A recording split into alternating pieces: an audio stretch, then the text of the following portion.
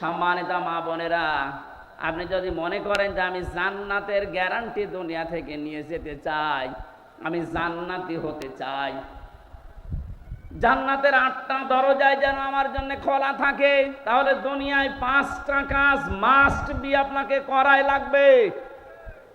1 নম্বরে নবীজি বলেন, ইজা নাজারা ইলাইহা সাররাতুহু, যখন কোন স্বামী তার স্ত্রীর দিকে তাকাবে সে যেন স্বামীকে খুশি করে। নবীজির এই হাদিস আজ বাংলাদেশের 100টার প্রায় 98টা মহিলা মানে না।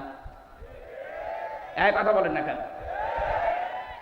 সারাদিনের পরিশ্রান্ত শরীর নিয়ে বাড়িতে আসবে, আল্লাহর কোরআনের ঘোষণা ছিল, আমিন আয়াতিহি আন খালাকালাকুম মিন আজওয়াজিকুম লিতাসকুনু ইলাইহা ওয়া জাআলা বাইনাকুম মাওয়াদ্দাতাও ওয়া রাহমা ইন্না ফি যালিকা লাআয়াতিন লিকাউমিন ইয়াতাফাক্কারুন। সূরা রুমের 21 নম্বর আয়াতে আছে, এটা 21 নম্বর পারার 5 নম্বর পৃষ্ঠা 7 নম্বর লাইনে পাবেন। তাফসিরে ফি জিলালিল কোরআনে আছে। রব্বুল আলামিন বলেন, আমার যত নিদর্শন দুনিয়াতে আছে এর ভেতরে অন্যতম নিদর্শন এই, আমি তোমাদের থেকে তোমাদের জোড়া বানিয়েছি স্ত্রীদেরকে, যেন তোমরা শান্তি স্বস্তি এবং নিরাপত্তা সেখানে খুঁজে পাও। তো বাস্তবে আমরা হাজারো স্বামী আজ স্ত্রীর কাছে এই রেসপন্স, এই সম্মান এগুলো না পাওয়ার কারণে বাধ্য হয়ে অন্য জায়গায় লাইন করি। অবশ্য ঠিক, করোনার মানুষ তো বদনাম করে ফেলবে দেখছি। সম্মানিত মা বোনেরা, আপনার স্বামী এখানে বসে আছে, এই ক্যামেরা ওইদিকে মারো তো, যেটা ঠিক বললো, দেখেন ওর স্ত্রী কি বলে। আজকে আপনার ভাত বন্ধ হয়ে যাবে। আমার দিকে ঘোরানো আছে, আমরা কয়েকজন ঝামেলায় আছি, আপনাদের অসুবিধা নেই না। যখন বলেই ফেলেছেন মুখ ফুটে, আমার মনে হয় এরকম কিছু হচ্ছে। স্ত্রীর পক্ষ থেকে এই রেসপন্স, এই আগ্রহ, এই ভালোবাসা, মায়া মহাব্বত না পাওয়ার কারণে আজ পরকীয়া প্রেম দিন দিন বেড়ে যাচ্ছে। এজন্য স্বামী যখন বাইরে থেকে আসবে, আপনি যদি জান্নাতি মহিলা হতে চান, 1 নম্বরে আপনার কাজ হবে তাকে আনন্দ দেওয়া। সাররাতুহু ইদা নাজারা ইলাইহা সাররাতুহু, তাকে আনন্দ দেওয়া, সে যেভাবেই হোক, সাজগোজ করে হোক, কথাবার্তা দিয়ে হোক, আবেগ অনুভূতি দিয়ে হোক, দরকার হয় কাঁতু কুটু দেবেন। কি অসুবিধা? কোনো অসুবিধা নেই। স্বামীকে যদি কাঁতো কুতো দেওয়া লাগে তাও দেবেন, ও যেন অন্তত হাসে। 2 নম্বর, ইদা গাবা আনহা হাফিজাতুহু, যখন আপনার স্বামী বাইরে থাকবে ওই সময়টা নিজের শরীর, নিজের সম্ভ্রম, ইজ্জত আপনি হেফাজত করে রাখবেন। দুঃখজনক হলো সত্যই যে এখন বিভিন্ন নেতারা ধরা পড়ছে, এদের নাকি রাতের বেলা ঘুম পাড়ানোর জন্য আলাদা মানুষ লাগতো। বলেন নাউজুবিল্লাহ। যারা এসে এদেরকে ঘুম পাড়াতো এরা কারো না কারো বউ। এই কথা বলেন না কেন? আমি নাম ধরি না সহজে, যা দেখতে পাচ্ছি বাধ্য হওয়া লাগছে এদের চরিত্রের বর্ণনা দিতে। এটা মানুষের চরিত্র বলে।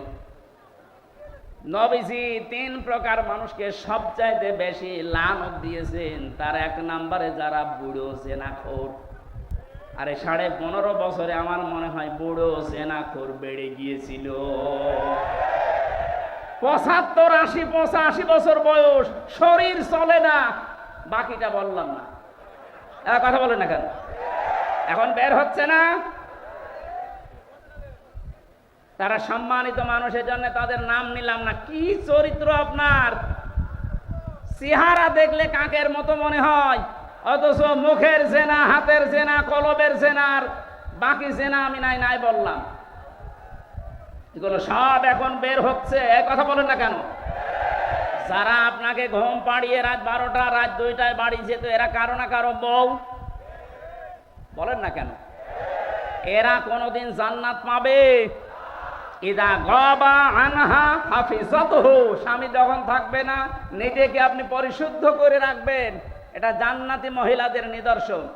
এটা হাজারো মেয়ে লোকের ভেতরে পাওয়া যায় না। স্বামী বাইরে গেলে উল্টা পাল্টা মোবাইল নাম্বারে কল দিয়ে এমন এমন কথা বলে, সংসার ভেঙে যেতে শেষে বাধ্য হয়। কথা বলে না কেন ভাই? 3 নম্বরে বিশ্ব নবী জানিয়েছেন, ওয়া তুইনু আলা দীনি যাওজাতিহা, তোমার স্বামী যখন বাইরে দিনের কাজ করবে, এই মহিলা নেককার হলে তাকে সাহায্য করবে। আমার মনে হয় যতটুকু আমি দেখেছি, একামতে দিন যারা এদেশে কায়েম করতে চায় তাদের স্ত্রীগুলো অন্তত এটা একটু মেনে চলছে। আর বাকি যেই বলেন, সে পীর হোক আর ক্ষীর হোক আর আলেম হোক, অধিকাংশ যারা একামতে দিনের এই কনসেপ্টটা নিজের ভেতরে আনতে পারে না, তাদের পরিবারে 100 ভাগে 98 ভাগ অশান্তি। আপনি খোঁজ খবর নিয়ে দেখবেন, আমি যতটুকু পেয়েছি এটা বললাম। সম্মানিত মা বোন যারা এসেছেন, আপনার স্বামী যদি মানব কল্যাণমূলক কোনো কাজে থাকে, যদি দিনের কাজ করে, দিন প্রসারে দিন কায়েমে যে কাজেই থাকবে, আপনি তাকে খাদিজার মতো সাহায্য করবেন। এক কথা বলেন না কেন? কিয়ামতের ময়দানে খাদিজাতুল কুবরাকে যেমন জান্নাতের দরজাগুলো ডাকতে থাকবে, আপনাকেও না নিয়ে যাবে না। তার জীবনী পড়লাম, গভীর রজনীতে হযরতে খাদিজাতুল কুবরা রাদিয়াল্লাহু তাআলা আনহা দরজার সাথে হেলান দিয়ে ঘুমিয়ে আছেন। মুহাম্মদ রাসূলুল্লাহ আসলেন, একটা মাত্র ডাক দিয়েছেন, খাদিজা। দরজা খুলে গেছে। ডাক দিয়ে বলে, স্ত্রী এত রাত হয়ে গেছে, ঘুমাওনি? হযরতে খাদিজা বলে, হে রাসূল, আপনি দিনের দাওয়াত নিয়ে বাইরে থাকেন, 24 ঘন্টা আমি আতঙ্কে থাকি, কাফেররা না জানি কি আপনার উপরে কি করে ফেলে। যতক্ষণ বাড়িতে না আসেন আমার ঘুম হয় না। এরপরও যদি আমার ঘুম লেগে যায়, চিন্তা করি আমি আরামের বিছানায় ঘুমাবো, আপনি দিন প্রসার করে এসে রাতের বেলা আমাকে ডাক দিতে দিতে হয়রান হয়ে যাবেন, আপনি কষ্ট পাবেন দাঁড়িয়ে থাকতে। এজন্য আমার কষ্ট হলেও আমি এই জালানা দরজার সাথে লাগিয়ে নিজের পিঠকে হেলান দিয়ে ঘুমাই। নবীজি হযরতে খাদিজাকে বুকের ভেতরে জড়িয়ে নিলেন, কপালে গালে চুমা দিলেন, ডাক দিয়ে বললেন, খাদিজা, আগামী দিন থেকে এরকম আর করবা না। খাদিজাতুল কুবরা ওই দিন নবীজিকে বলেছিলেন, হে আমার স্বামী, আমি একটা বিষয়ের গ্যারান্টি চাই। কি বিষয়? কবরে আমাকে যখন রাখা হবে, আমি আপনার মুখ থেকে কবরের বর্ণনা শুনেছি। পৃথিবীর থেকে বিদায় নেওয়ার পর জান্নাতে যাবার আগ পর্যন্ত ভয়ঙ্কর একটা জায়গার নাম কবর। আপনি আমাকে আজকে একটু কথা দেন, কবরে দেওয়ার পরে যে ফেরেশতা আসবে তাদের যে প্রশ্নের উত্তর, এটা আমি খাদিজা আমি দিতে পারবো না, আমার নিজের প্রতি নিজের বিশ্বাস নেই, আপনি এই জবাবটা নিজে দিয়ে দেবেন। নবীজি বললেন, আদম থেকে শুরু করে পর্যন্ত কেউ কারো কবরে জবাব দিয়ে দেয়নি, এটা আমি পারবো না। আপনি একটু লক্ষ্য করেন, এখানে নবীজি বললেন কি, আদম থেকে শুরু করে পর্যন্ত কেউ কারো কবরের জবাব দিয়ে দেয়নি, এটা আমি পারবো না। অথচ বাংলাদেশে বহু ভণ্ড পীর এটা ছড়িয়েই দিয়েছে, এ দরবারে মুরিদ হলে কবরের হিসাব ওরা কিসে দিয়ে দেবে। এটা যে পুরা প্রতারণা, বাটপারি, চিটারি, আর কারো কাছে ফতোয়া নেওয়া লাগবে। এই ভ্রান্ত ধারণায় যারা আছেন, এক্ষুনি আপনি থামবেন। কিসের পীর, কিসের বাবা? নবীজি নিজে তার স্ত্রীকে গ্যারান্টি দিতে পারছেন না। হযরতে খাদিজাতুল কুবরা বলেন, হে নবী, আপনি যদি আমাকে কিছুই না বলেন, এই যে আমি সেজদায় গেলাম, আমার মালিক যখন কিছু না জানাবে, যতক্ষণ আমি সেজদা থেকে মাথা তুলব না। নবীজি দাঁড়িয়ে আছেন, হঠাৎ ফেরেশতা জিবরাইল এসে বলে, হে নবী, খাদিজাকে আপনি মাথা তুলতে বলেন, তার চোখের পানি আরশে মঞ্জুর হয়ে গেছে। আল্লাহ রাব্বুল আলামিন নিজে আপনাকে অর্ডার দিয়েছেন, খাদিজার প্রশ্নের জবাব আপনি দিয়ে দেবেন। নবীজি বললেন, কি বলো জিবরাইল? আমি আজ পর্যন্ত কোনোদিন এ ব্যবস্থা কারো পক্ষে পাইনি, খাদিজার পক্ষে আল্লাহ দিয়েছেন, আপনাকে দেওয়া লাগবে। হযরতে খাদিজাকে ডাক দিয়ে বললেন, মাথা তোলো, তোমার চোখের পানি আরশে পৌঁছিয়ে গেছে, তোমার কবরের জবাব দেওয়া লাগবে না, আমি নিজে দিয়ে দেব তোমারটা। হযরতে খাদিজা ওই দিন বলেছিলেন, হে আমার স্বামী, আপনার জন্য এই ঘরটা আমি নয়েজ মুক্ত রাখি, শব্দ, গোলমাল, আওয়াজ এগুলো থেকে আপনাকে আমি শান্তিতে রাখি। ঘরে আসলেই আপনার স্বামী বাইরে থেকে যখন আসবে, ঘরটা আপনি শান্ত নির্মল করে দেবেন।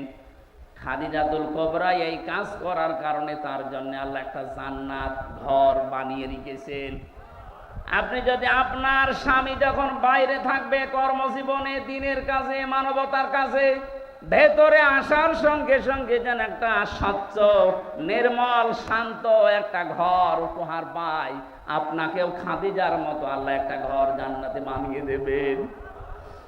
খাদিজা ওই দিন বলেছিলেন, হে রাসূল, আমি আপনার কাছে জানতে চাই, আপনার যে জুব্বা মোবারক আছে এইটা দিয়ে আমার কাফন বানাবেন। ঠিক আছে, এটা তো আমার আন্ডারে, আমি দিয়ে দিলাম। 2 নম্বরে আল্লাহ জান্নাতের দরজা খোলা রাখবেন। যেই মহিলা স্বামী যেটা পছন্দ করে ওটা যদি জায়েজ হয়, সে নিজে ওইটা পছন্দ করবে। এটা আজ নেই। 100টার 98টা পরিবারে আমরা পাচ্ছি না। স্বামী যেটা পছন্দ করে জায়েজ, অথচ স্ত্রী ওইটা চায় না। আমি 27টা পেয়েছি, তার একটা বলছি। আমি সহ যত স্বামী এখানে বসে আছে, প্রত্যেকটা স্বামী পছন্দ করে এবং চায় যে বিয়ের পরে যেন আমার মা বাবা আমার সাথে থাকে। কথা বলে না কেন? তো 100টার 98টা পরিবারে এটা চায় না। এই মেয়েটা চায় না, শুধু এই মেয়ের দোষ না, এই মেয়েটাকে কান পড়া দেয় ওর মা আর ওর বড় বোন। ওখান থেকে খালি বারবার ফতোয়া দেয়, ওই আর কতদিন থাকবি, তাড়াতাড়ি আলাদা হ। সম্মানিত মা বোনেরা, আপনার মা, আপনার বড় বোন যদি আপনাকে জান্নাতে যাওয়ার প্রতিবন্ধকতা সৃষ্টি করে, এরকম মার বাবার কথা মানা। আরো জোরে বলেন। এই যে আরাফ নামক যে প্রাচীরের ওপরে আপনি দাঁড়িয়ে আছেন, এই হাদিসের ব্যাখ্যা বলতে গিয়ে আমি হাদিসটা নিয়ে আসলাম। বিশ্ব নবী জানিয়েছেন ওদেরকে আল্লাহ জান্নাতে দিচ্ছে না, কারণ তারা মা বাবার হক আদায় করেনি। 2 নম্বর নবীজি বললেন ওদেরকে জাহান্নামে আল্লাহ দেবে না।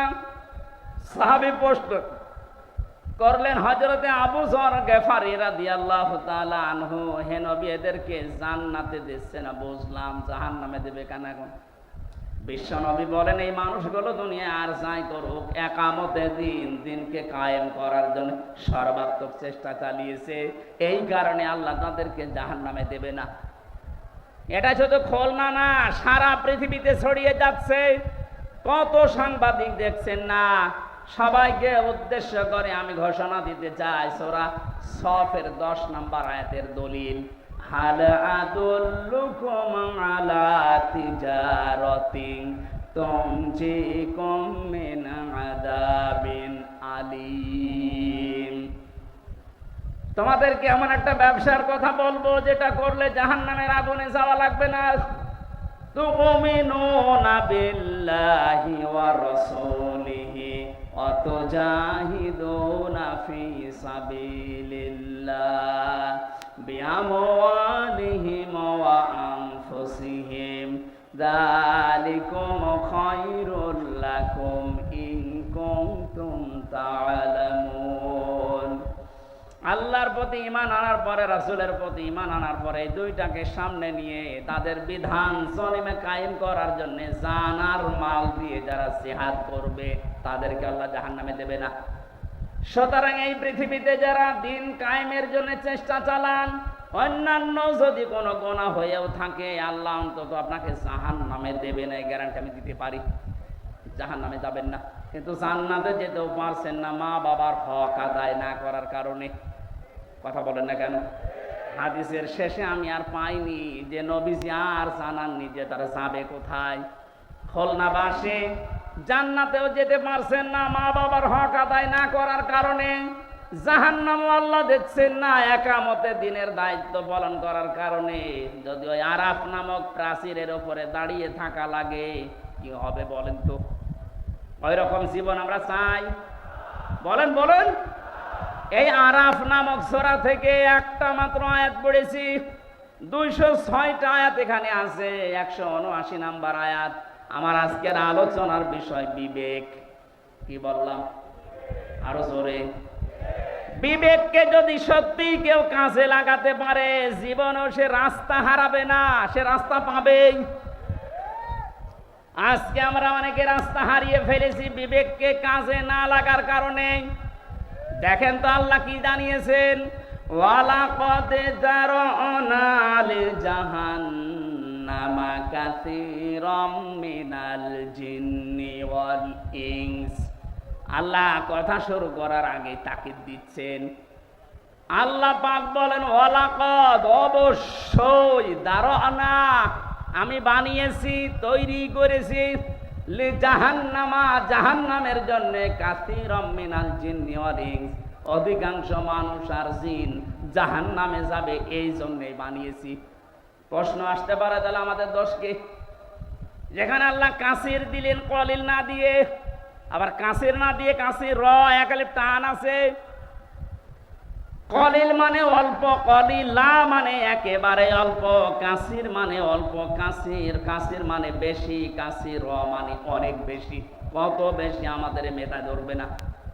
আল্লাহ বলেন এত মানুষ আর জিন জাহান্নামে দেব। আমরা যেহেতু প্রশ্নই করে ফেলেছি আল্লাহ, তাহলে আমাদের দোষ কি? আল্লাহ বলেন দোষ আছে। 3টি ইন্দ্রিয় শক্তি যাদের আছে, এই 3টা যারা কাজে লাগাবে না, এই মানুষগুলো মাস্ট বি জাহান্নামে যাবে। আর অন্যান্য কারণ আছে অন্য আয়াতে, এই আয়াতে 3টা পেয়েছি। খুলনাবাসী, এখন থেকে আপনি মিলাবেন আপনার ভেতরে এই 3টা গুণ আছে কিনা। যদি থেকে থাকে এখনই তাওবা করে ভালো হওয়ার নিয়ত করা লাগবে। রাজি আছেন কিনা? রাজি আছেন কারা কারা? দেখি লিল্লাহে তাকবীর, লিল্লাহে তাকবীর, লিল্লাহে তাকবীর। আলহামদুলিল্লাহ। ভাই আমরা এবার 3টা কারণ বলছি, দেখেন আমার ভেতরেও যদি থাকে আমি এখনই পরিবর্তন হওয়ার সিদ্ধান্ত নিব। 1 নম্বরে লাহুম কুলুবুন লা ইয়াফকাহুনা বিহা, তাদের কলব আছে কিন্তু চিন্তা নেই, উপলব্ধি শক্তি নেই। তাদের যে হৃদয় আল্লাহ দিয়েছেন, এই মানুষগুলো চিন্তা ভাবনা করে না হৃদয় দিয়ে। তাদের বিবেক আল্লাহ দিয়েছেন, বিবেকটা কাজে লাগায় না। আমি যে প্রথমেই বললাম, মানুষ যদি বিবেক কাজে লাগাতে পারে সে কোনোদিন রাস্তা হারিয়ে ফেলবে না। আজ এই জাতি রাস্তা হারিয়ে ফেলেছে শুধু বিবেকটা কাজে না লাগার কারণে। 2006 সালে এই পৃথিবীর ইতিহাস যারা পাল্টিয়ে দিয়েছে, 28শে অক্টোবরে এ দৃশ্য দেখার পরে তামাম পৃথিবী হতভম্ব হয়ে গেল। এরপরও আমাদের বিবেকটা কাজে লাগলো না। আপনি চিন্তা করতে পারেন, একটা জীবিত মানুষকে পিটিয়ে হত্যা করার পরে তার লাশের উপর একটা মানুষ ড্যান্স দেয়, আর তারা এখন মানবতার বলি উড়াচ্ছে। 7 সালে আমি তখন ম্যাট্রিক পরীক্ষা দেই, আসছিলাম সিরাজগঞ্জ থেকে। রাস্তার মাঝে দেখলাম একটা মরা কুকুর পড়ে আছে। ড্রাইভার গাড়ি চালিয়ে না দিয়ে বাম দিয়ে ঢুকিয়ে দিল। গাড়ি একটু ঝাঁকি দিয়েছে, ডাক দিয়ে বললাম ড্রাইভার সাহেব আপনি কি করলেন? এখনই তো উল্টিয়েছে তো গাড়ি। ড্রাইভার আমারে বলছে দেখেন না একটা মরা কুকুর পড়ে আছে, আমি ডবল করে আমার চাকা চালাবো, আমার বিবেক নেই। আমি ওনারে যেই বলেছি আরে ভাই এটা তো মরা কুকুর, এ মারলে কি আর না মারলে কি?